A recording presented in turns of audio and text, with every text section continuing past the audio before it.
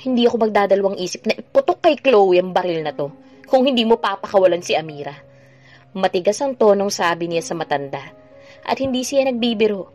Gulat na napatingin sa kanya si Chloe saka napatingin sa ama nito. Ano bang nangyayari, pa? Caleb, hindi ba magkakampi tayo? Iyon rin ang akala ko. Yamot na sabi niya sa dalaga. Hindi ko alam na isa palang gago yung tatay mo. Nagugulang napatingin si Chloe sa ama. Pakawalan mo si Chloe. Mag-usap tayo, bata.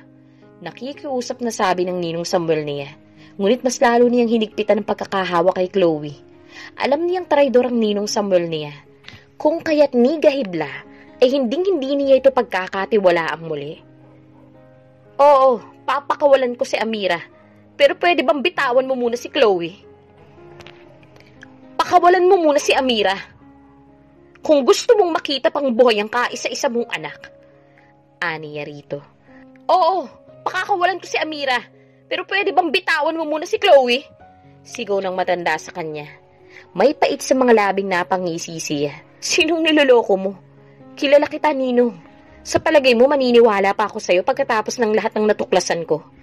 Pakawalan mo muna si Amira at Julio. Ibibigay ko sa'yo ng buong buo si Chloe sa lugar na sasabihin ko. Hayop ka! Sigaw nito sa kanya.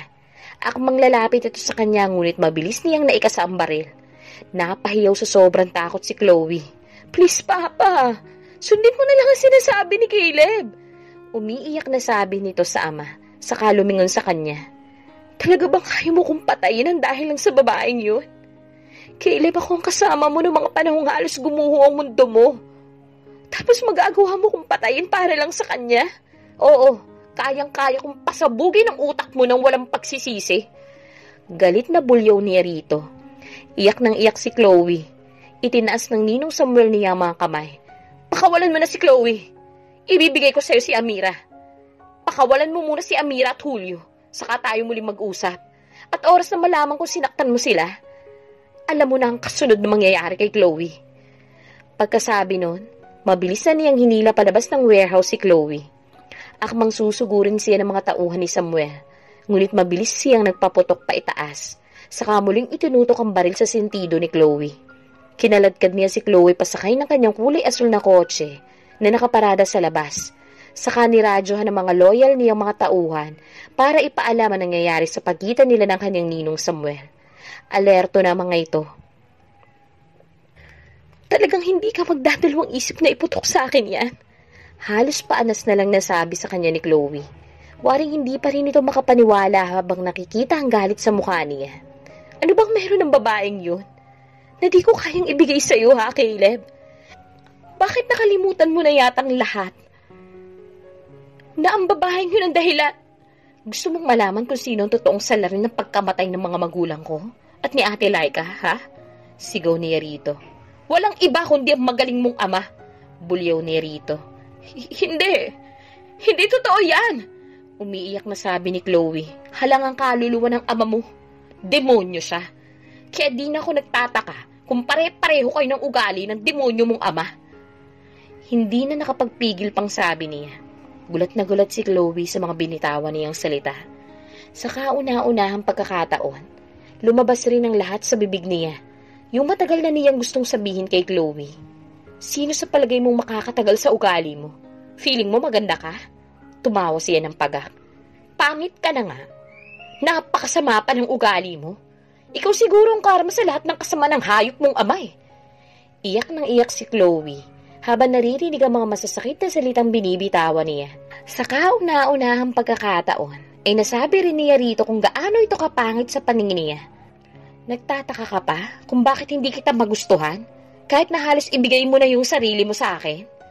Painsulto pa niyang sabi rito. Gusto niyang maramdaman nito ang lahat ng sakit mula sa kanyang mga salita. Alam niya kung gaano nito pinapahalagahan ng sarili.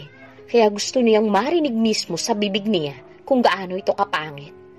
Tingnan mo ka sarili mo sa salamin. Ang layo ng pagmumukha mo kay Amira, di ba? Kasing pangit ng pag-uugali mo yung hilat siya ng pagmumukha mo, Chloe. Napatili ito. Tama na! Tinakpan nito ang mga tenga. May sarcasm sa mukhang napatawa siya. Hindi mo matanggap na pangit ka? Diyan din naman ako bilib sa'yo eh. Gandang-ganda ka sa sarili mo. Nakailang paayos ka na ba ng mukha? Pero bakit ang pangit-pangit mo pa rin? Tinawanan pa niya ito ng ubod ng lakas. Nang mga sandaling iyon, gusto talaga niya masaktan ng husto si Chloe. Dito niya gustong ibunto ng lahat ng galit na nararamdaman niya para sa ninong Samuel niya. Kaya para hindi na kumalat pa ang mga lagim. Dapat sa iyo, binabaon na lang sa lupa, sabi pa niya rito. Mas lalong napahagulol si Chloe. Parang batang naagawan ng pabritong laruan. Nakapiring siya, kung kaya't hindi niya alam kung saan siya dinala ng mga lalaki. Ngunit mahigit na 4 na oras rin ang biniyahe nila bago sila huminto sa isang lugar. Isang lugar na umaalingasaw ang amoy. Iginiya siya ng mga ito pababa at pinaupo, saka itinali ang mga kamay at paa. Pinasakan rin ng mga ito ang kanilang bibig, kaya kahit anong sigaw ang gawin niya, walang lumalabas sa kanya. Ngunit kung kanina ay takot na takot siya, ngayon ay parang kalmado na lamang siya. Itinaas na niya sa Panginoon ang anumang kahihinatnan nilang magkapatid. Alam niyang hindi sila pababayaan ng nasa taas. Isang oras yata siya doon. Maya-maya kinalas ng mga ito mga tali nila sa paa. Saka muling iginiya pabalik ng sasakyan. Hindi niya alam kung anong binabalak ng mga ito sa kanilang magkapatid. Umaasa na lamang siya na walang mangyaring masama sa mga magulang niya at mga kapatid. Oras na makarating sa mga ito, ang nangyari sa kanila ni Kuya Julio niya. Muling tumakbo ang sasakyan. This time, humigit lamang ng 30 minutes ang tinakbo nun.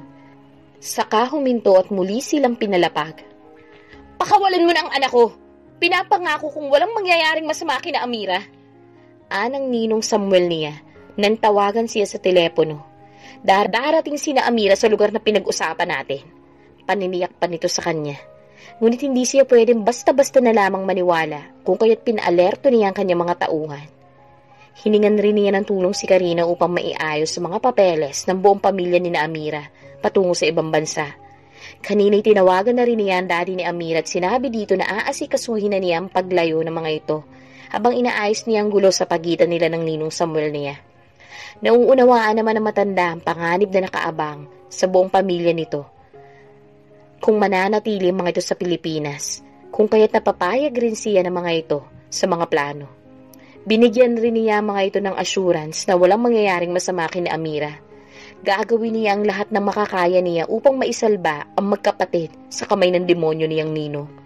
At saka una-unahan na rin pagkakataon, biglang naglaho ang lahat ng galit na nararamdaman niya para sa ama ni Amira. Biglang naintindihan na niya kung bakit nito yun nagawa. Alam niyang hindi ito masamang tao. Wala lang itong choice ng mga panahong yun. Nanganganib ang pamilya nito kung hindi nito susundin ang utos. Siyempre pa, pipiliin itong iligtas ang sariling pamilya. Saksi siya kung gaano nito kamahal ang asawa at mga anak, lalo na si Amira. Ngayon niya pinagsisisiyang hinayaan niyang mapaikot siya ng kanyang ninong Samuel. Muling nagtagis ang kanyang mga bagang. Buong darating si Chloe sa lugar na pinangako ko sa'yo. Oras na matiyak ko ang kaligtasan ni Amira, sabi niya sa ninong niya.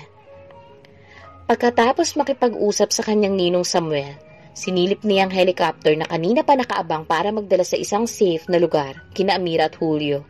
Nag-hire na rin siya ng ambulance na magdadala sa buong pamilya nito sa ligtas na lugar. Pagkatapos ay pinahanda na rin niya ang kanyang private plane para diretso na ang mga ito sa Malaysia. From Malaysia, aayusin ng ama ni Karina ang mga documents na mga ito para sa Canada magtago. Alam niyang hindi na ito magagalaw pa ng ninong niya doon. Kaya nang tumawag muli ang ninong niya para ipaalam na naroon na sina Amira at Julio sa usapan nilang lugar, pinasakay niya si Chloe sa helicopter kasama siya. Tahimik lang si Chloe na sumusunod sa bawat sabihin niya. Wala itong kibo. Marahil ay napagod na rin sa kaiiyak kanina. Pagkarating sa lugar, nakita niya sina Amira at Julio. Ngunit hindi pa rin niya pinakakawalan si Chloe. Inutusan niya ang kanyang tauhan na idiretso mga ito sa safe na lugar.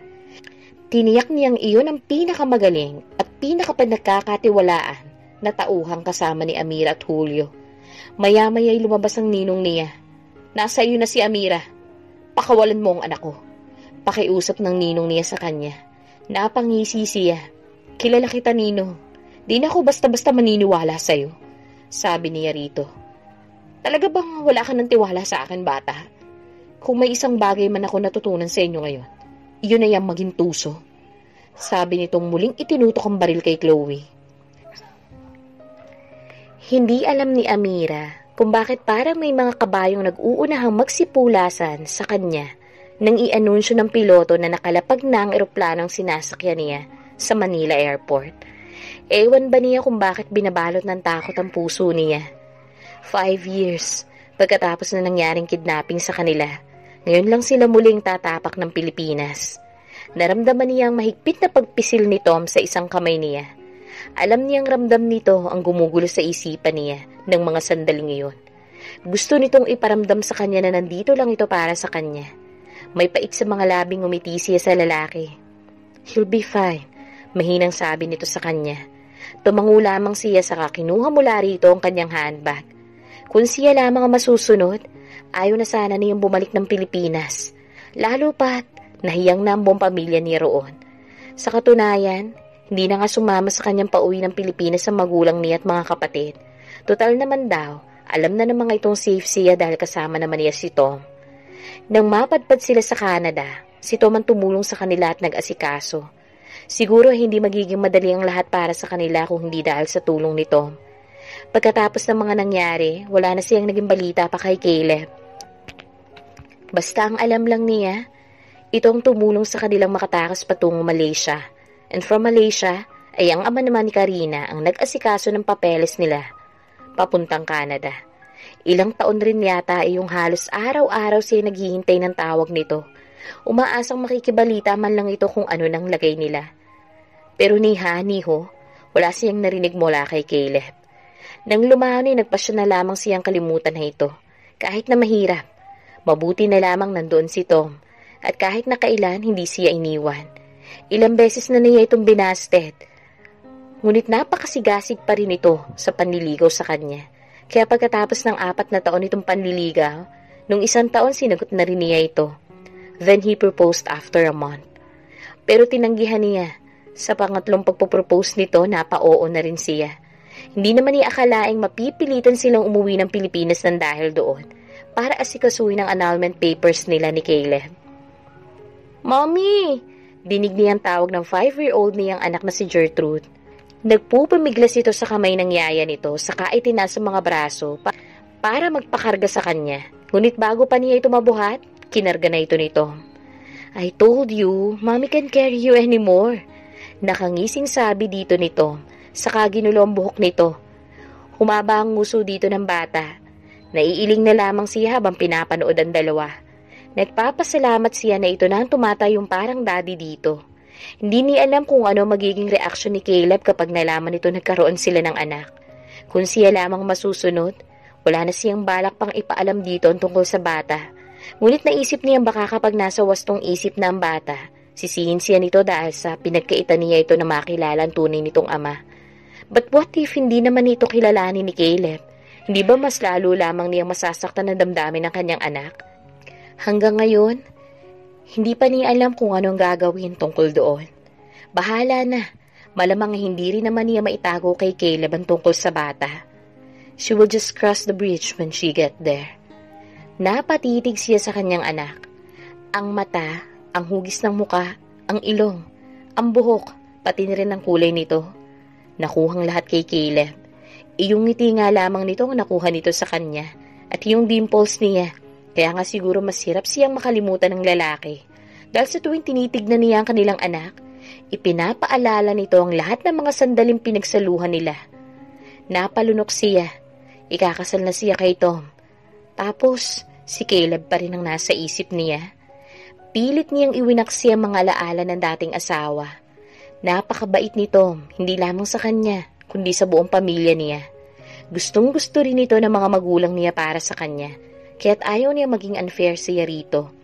Hanggat maaari gusto niya maging loyal kay Tom. Ayaw niya itong pagtaksilan kahit sa isip man lamang. Kumapit siya sa braso ng lalaki. Dapat ay maging masaya lamang siya dahil binigyan siyang muli ng tsansa ng Diyos na makatagpo ng isang lalaking tunay na magmamahal sa kanya. Bukod pa sa gustong-gusto siya ng buong pamilya nito. Napahinto saglit sa pagsubo ng pagkain si Caleb. Nang ibalita sa kanya ni Karina na ngayong araw ang dating ni Tom at Amira para asikasuhin ang pagpapawalang bisa ng kanilang kasal. Matagal na niyang pinaghahandaan ng araw na ito. Alam niyang darating rin sa ganito ang lahat. Pero parang may kirot pa rin sa puso niya. Iniisip pa lamang niyang tuluyan na mapapawalang bisa ang kasal nila ni Amira. May mga sandaling gustong-gusto niya itong puntahan sa Canada. Ngunit kapag naiisip niya ang lahat ng pagpapahirap na binigay niya rito, pinanghihinaan siya ng loob. Mas lalo na nang malaman niyang nagkakamabutahan na itong dalawa nito. Siguro nga dapat na lamang niya itong hayaan sa piling nito. Mas deserve nito ang lalaking tulad nito kaysa sa isang walang kwentang gaya niya. Hindi na niya kailangang itanong pa dito kung gaano ito nasusuklam sa kanya. Sa lahat ng mga pasakit na binigay niya rito, ano pa ba dapat niyang asahan?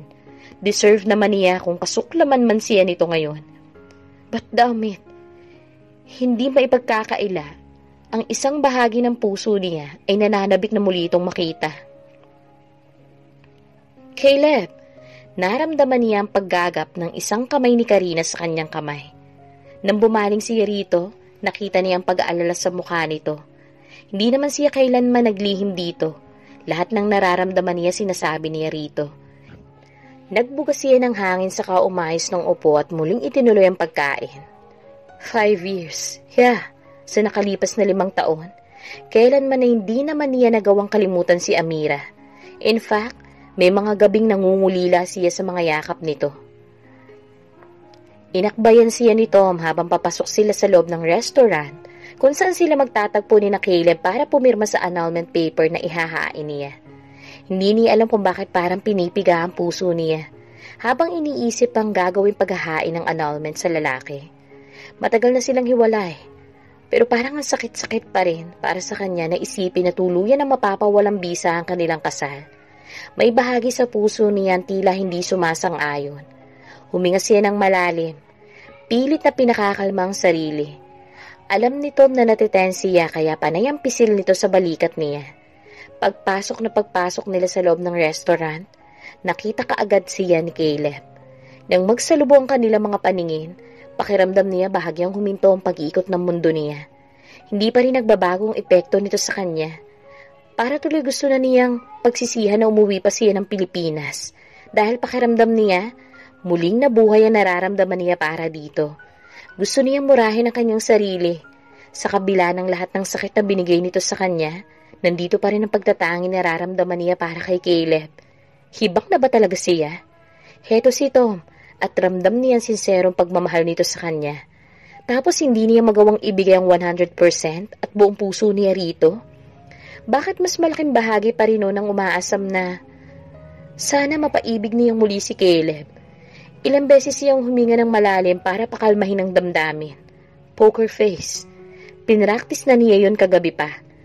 Ayaw niyang makahalata si Caleb na after all these years, mahal pa rin niya ito. Tama ng pagiging martir. Tahimik siya sa buhay niya ngayon. Bakit gugustuhin pa niyang maging komplikado? Hi! Porma lang itsura ni Tom na makipagkamay kay Caleb. Wala namang kangiti-ngiti si Caleb nang tingnan si Tom at makipagkamay rito saka bumaling sa kanya. At ewan ba niya kung namamalikmata lamang siya, ngunit waring nakita niya ang piping pananabik sa mga mata nito nang tignan siya. Kumusta? Halos paanas lang nasabi nito sa kanya. Parang may bumara sa kanyang lalamunan. Pilit na pilit siyang ngumiti.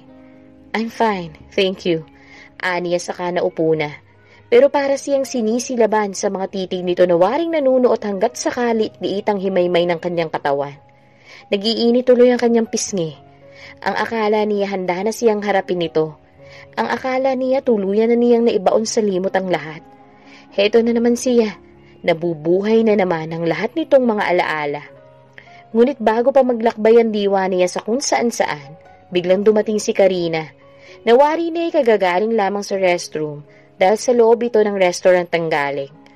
Muntik na siyang matawa sa kanyang sarili. Bakit nga ba hindi niya naisip ito? Bakit naman mananabik si Caleb sa kanya? Heto at kasama nito ang babaeng totoo nitong minamahal. Namamalikmata lang siya kanina. Amira! Masayang-masayang bati ni Karina sa kanya. Napilitan siyang tumayo para yumakap sa nakaabang nitong mga braso. Ang higpit ng pagkakayakap nito sa kanya. Saka hinawakan na magkabilang balikat niya at masayang-masaya siyang tinignan. "Oh my God! You look stunning!" Sabi nitong bumaling kay Tom. "Bilib na ako sa pag-aalaga mo sa kanya, ha? Mas lalo siyang gumanda ngayon." "Siyempre naman. Binabalik ko lang yung pag-aalagang binibigay niya sa akin." Sagot nito. Tumayo ito para yakapin rin na mahigpit si Karina. Hindi sinasadyang muling nagtama ang paningin nila ni Caleb. Parang galit ang anyo nito habang nakatingin sa kanila, kaya binaling na lang niya sa iba ang kanyang paningin. Palagi naman itong galit sa tuwing tinitignan siya nito. Hindi pa ba siya nasasanay sa mga tingin ganon? Alam naman niyang kahit nalinawan na ito sa mga nangyari, hindi pa rin maitatanggi naging parte pa rin ng daddy niya sa pagkamatay ng mga magulang nito, kung kaya't hindi niya ito masisisi. Ngunit ipinagpapasalamat pa rin niya na hindi na nito kinasusuklaman ng daddy niya at hindi rin kinasuhan. Bilang kabayaran na rin siguro dahil nalinawan na dito ang totoong kalaban nito ay ang ninong Samuel nito. And speaking of the devil, ano na nga ba nangyari sa matandang yun at kay Chloe? Gustuhin man niyang alamin, never niyang naitanong iyon kahit kanino. Hanggat maaari ayaw niyang mapag-usapan pa ang nakaraan dahil maraming masasakit na alaala ang ibinabalik nun sa kanya.